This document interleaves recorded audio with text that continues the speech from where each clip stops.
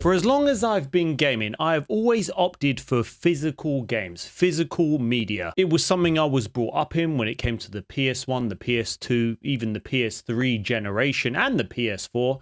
You bought the game, you paid a price, you owned that game, and no matter what, you could continue playing that game for as long as you had that disc. But with modern day gaming, it has been changing. There's been a push for digital. Everything's gonna go digital. Xbox have gone full throttle on an all digital future. Whatever they're doing with their Xbox console is not doing well at all. And I don't really like where the industry was going. I've always been a PlayStation gamer, and for as long as I remember, I will always have PlayStation. I will always support PlayStation and play my games off there as long as there's a physical disc. It might come as a shock, but physical media is kind of changing. It's still there in some capacity, but to be honest, it's like the developers, the investors, these companies are trying to force their way through so they have more control over their games, more control over their sales. You look at the new Nintendo Switch 2, apart from first party games where they have the whole game on the cartridge, there's been this whole game card situation where it's basically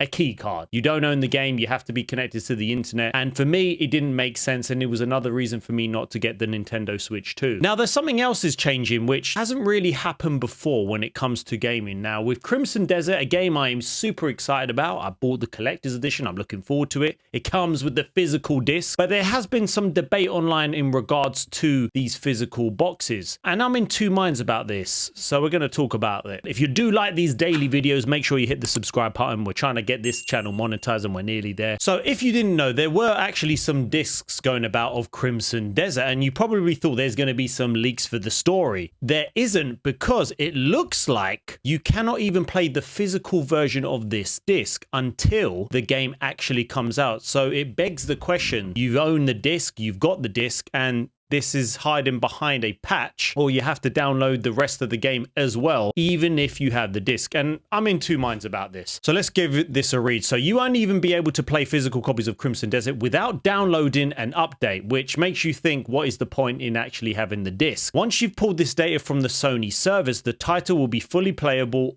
offline. There was a lot of debate, but it will need that initial connection in order to boot. This is what sparked a lot of debate online, which I'm going to give literally my honest thoughts, because I do in a way think this is a good thing, but hear me out. This is obviously to stop pre-release leaks, and it makes you think that, oh, will GTA 6 go with that same approach? And you just never know. Now, I hate it when there's leaks online, and I understand that I just hate it when there's leaks, people dump it all online. I'm all for physical media. I will always support physical media, because there's nothing like owning your games. You pay money for something. Imagine someone from Sony comes into your house and they're like, yeah, we're going to take that disc back, by the way. And you're like, no, it's mine. I've got the box. No, we're taking it offline and we don't want you to have it, but you know, we're not going to give you a refund. In one aspect, I don't mind companies actually doing this when the game comes out, if it stops leaks coming out. But the one thing I would say, as soon as the game is released, you should be able to purchase that Crimson Desert physical box. You should be able to play this offline, which it says you will be able to. Now, does that mean that the whole game's on the disc? I don't actually know, but I'm all for that. As long as after release date, you can play that disc, you can play that game fully offline, and you do not need an internet connection. I don't mind this, because this is where we're going with the whole gaming industry. Now, that's not to say I want an all-digital future. We do not want an all-digital future. We've had stupid companies like Ubisoft saying that we should get used to not owning our games. And it looks like they're getting used to not owning their own company and not earning any money. That's backfired, because I don't understand why companies try to always push this all digital future, because when you think about it, I put in obviously the internet, how many physical PS5s have been sold to the digital PS5? So according to an AI overview, obviously this might not be entirely correct, but 82% of PS5 consoles in the USA sold live to date in the US are the disc edition, according to analysis of hardware sales. So only 18% of buyers opted for the cheaper digital only console, contradicting the assumption that the market has fully moved to an all-digital hardware. Recent data indicates that while the digital edition holds a minority stake, it is growing, with 35 to 39% of US sales in late 2024-2025 being digital. You can argue that we are being forced. That's literally what, because there are so many other games that have actually just sold digital and then they bring out their physical boxes a little bit later for whatever reason. Black Myth Wukong was only digital only for, I'm not sure how long it was, but they did eventually bring out the physical box. Alan Wake 2, a game I absolutely love, they then brought out the physical box. So you can understand they like to cherry pick these statistics when it comes to like digital sales, when they think, yes, it's going to be an all digital future. I am not up for paying £70+ for a game that I do not have in my hand, that I do not have the physical box. That is me. And I think a lot of you might just think, what is the point? It's so much easier. But the problem is when it's on all digital, they can do what they want. They can bump up the price. You cannot sell on the game if you want to. You can't even borrow it to a friend unless you have obviously account sharing, but you can only do that with one other person. And obviously, I don't know if you remember a few years ago where Sony actually removed some purchased movies from users' accounts. And this was a while back in, I do believe, around 2022. It will begin the process of removing content from French film production and distribution company Studio Canal, meaning if you paid for them, you will no longer be able to access them. Obviously, there's a legal notice that says evolving license agreements with content providers and points out that you'll be no longer be able to view your previously purchased Studio Canal content and it will be removed. This is the problem with where we're going. We've seen it already with PlayStation and Sony, variable pricing. We spoke about this in another video where literally when you were signed out, the price was cheaper for one of the Assassin's Creed games, and when you signed in, it was much more expensive, meaning that depending on what you purchase, oh, this user likes to purchase a lot of games, bump the price up, it looks like he will pay for that. They are taking the control out of our hands and they think they can take the piss. So with Crimson Desert, I can understand why there's a lot of people that are upset about this. I'm actually all for them locking the game before release date because it does ruin the game for other people personally. When it comes out, it can be fully played offline, no patches needed, you do not need to be connected to the internet. And it's all about owning these games. When it's years to come, how do you not know Pearl Abyss might crumble? You just don't know. They might shut down and be like, yeah, no one can actually play the game anymore. We saw it with Ubisoft with the Crew, the first one, where literally millions of people bought the game and then they shut it down. But you don't get your money back. And it's like, imagine if they came to your house and were like, hi, I know you purchased a copy of Resident Evil Requiem. Yeah, no, it was a great game. I still got the box. We need that back and we're going to take it off you. You're not coming in my house. No, we are, because you signed the license technically by paid money. Are you going to give my money back? No, we're just going to come in and rob it. It is absolutely crazy when you come to think about it with digital media. I am getting fed up of companies keep pushing the boundaries. I get it. Like, I remember when they used to say it's going to make games cheaper. It didn't. It just makes things easier. Yet they want to charge more for digital releases, for early access features, and then fixing the game later. So obviously this is what was coming up. Please wait until your adventure unfolds. March 19th, 10 UTC, to the fight to protect Pywell begins. Now I'm so excited for this, but obviously Videotech ruffled feathers with the following measure. Crimson Desert is the first game to lock down early disc copies.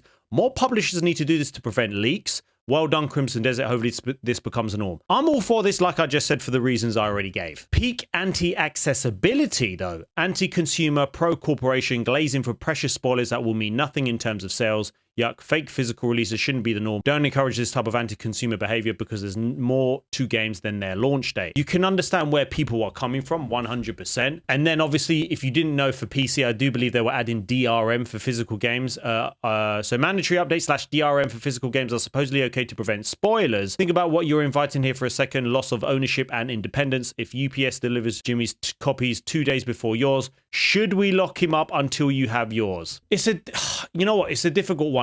Listen, I'm all for physical media. I get it. GTA 6 is one of the most anticipated games of the year. I'm sure that person who's been waiting and waiting goes online, sees a spoiler, and is like, man, I'm so pissed off. I just saw all the spoilers. I've been waiting for this game for so long. Personally, I'm all cool with that, but I want to make sure as soon as that release date's done, boom, whoever buys that disc, you can play this offline. You do not need any updates. I think this could be a very good way into saving spoilers, but I understand where people are coming from. Obviously, mandatory downloads aren't the solution. That just diminishes the very appeal of physical releases, so we can understand the pushback against the original post.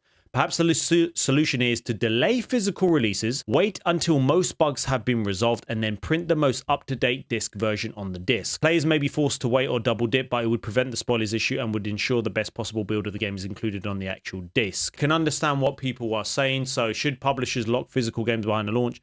Obviously, 43% says no, it undermines game preservation. Obviously, 26% said yes, spoilers ruin launch. 23% no, that's anti-consumer. At that point, I would rather wait they release. Can they even do that? But then again, you need a patch. So what I've said is probably doesn't make sense. But my point is, I'm trying to say that as soon as release date comes, you buy that disc and you do not need to be connected to the internet. But the only problem is that inevitably there's going to be bugs in the game. It's going to need patches. With a game that big, it's going to need massive patches. Now, I think the other solution is what people said is that 6 months later or a year later, they then bring out the physical release. But personally, do I want to wait a year to play a game that I've been waiting for such a long time? It's a very difficult one, so I understand my point of view might not actually make sense, but I don't know what you think about that. But it makes you think where we're going in terms of like even Blu-ray discs, because I believe the highest capacity for a Blu-ray disc is 100 gigabytes, and there's more and more games are going well over 100 gigabytes. So you understand that if a game is over 100 gigabytes on the PlayStation 5, then it's going to need a patch, and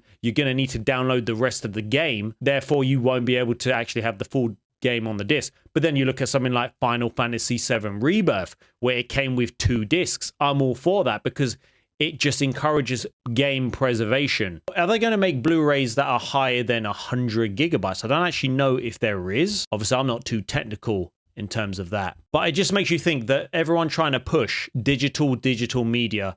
Let's be honest, we look at the Xbox and it is absolutely flopped. I absolutely hate Xbox, and I didn't actually mind it before. I never owned an Xbox, but what they did with their campaign, what they did with going all digital, what they did with promoting and encouraging people to just not own anything and just pay a monthly subscription.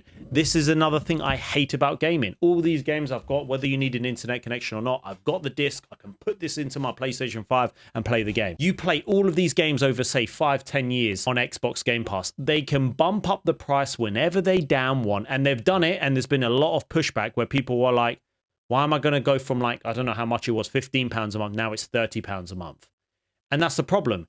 You unsubscribe, you can't play any of those games. And I feel like the money being saved up every month, you might as well buy a game. But I can understand it's very convenient and you get access to a load of games. With this Crimson Desert, I don't know what you think. If there was a way on the day of release where now you can play the game, but it doesn't require an internet connection, I'm all for that to stop releases. Or if it has to be done, 6 months to a year later, you bring out the physical release. But I just don't think that would ever happen, because imagine waiting another year. If a massive game a year later is so much more polished than it was a year ago, say like Star Wars Outlaws or most of Ubisoft's games. You look at Assassin's Creed Shadows now. They're bringing out updates and updates and updates. Would you rather wait over a year to then have the physical box? Or would you rather them somehow having a lock on the physical box until release date, and then boom, you can play the game? So there's no doubt that physical media is changing. Nintendo tried to say game key cards are, it's still physical, when it clearly isn't, when these games are not even that big on the Nintendo Switch 2, and you're literally having to download it. It's basically like a signal to Nintendo servers knowing that, oh, he's purchased the game, now you can download it. There's no game preservation there. But what do you think about the future of physical media? What do you think about them locking the physical boxes behind an update? Are you all for it? Are you against it? Drop your thoughts in the comments and let me know.